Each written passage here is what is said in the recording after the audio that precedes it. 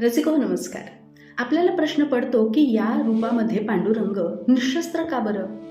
कारण पांडुरंगाच्या रूपामध्ये विष्णू हे कल्याणकारी रूपामध्ये अवतीर्ण झाले. म्हणजेच इथे ते दरवेळी अवतार घेत असताना भक्तांच्या रक्षणासाठी शस्त्र नाही तर शास्त्र घेऊनच त्यांना लढायला यावं लागतं. मात्र कलियुगामध्ये लोकांचा लढा स्वतःशीच आधी आहे, मग दुसऱ्यांशी.